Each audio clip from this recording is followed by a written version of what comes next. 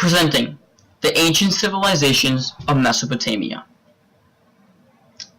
So first, why don't you meet me in the thought bubble? First, Sumeria. They brought the first language called cuneiform, and their society was made up of a social hierarchy that was prominent throughout. So cuneiform, dating back almost 3,500 BC, was the first written language ever. Experts have finally depicted each of the shapes into our own alphabet. This type of language was said to be the basis for all. They would have used this language to record crop yields and local problems in the community. Also in Sumeria was the difference in social equality. There was a bound order to what was acceptable in society. For example, in this picture, commoners respecting nobles. Next, the society was made up into four main sections: the nobles, free clients, commoners, and slaves.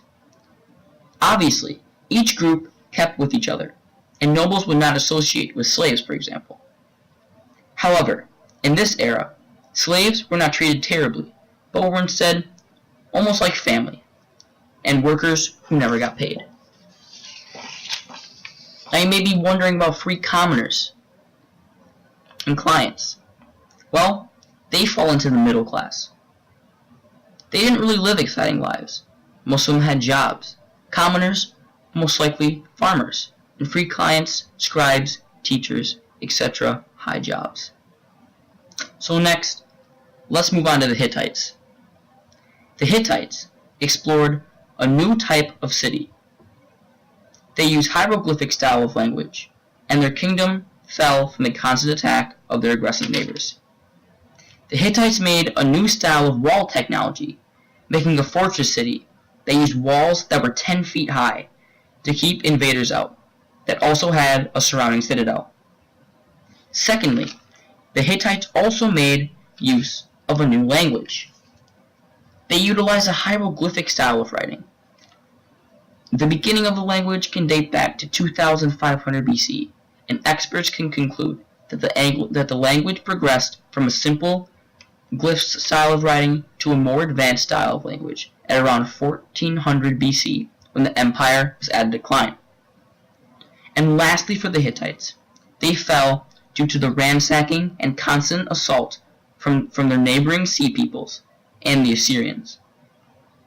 So, finally, let's move on to the killers themselves, the Assyrians. They embraced warfare as a people, and they fell from corruption due to the lack of leadership. The Assyrians were a war people at heart. They conquered from today Iraq down to Turkey, all the way through Egypt. And the reason behind their success was their weapon technology. Their weapons helped them dominate their enemies. And secondly, they also were nationalistic people on warfare. Most people in their society agreed and contributed to when to expand their empire. And lastly, about the Assyrians was the fall of their empire.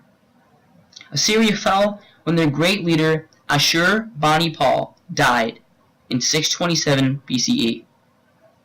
Without a prominent leader, the capital city Ashur fell too.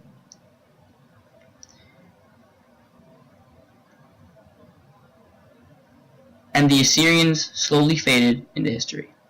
Thank you for watching. We will see you next week. Created using Powtoon.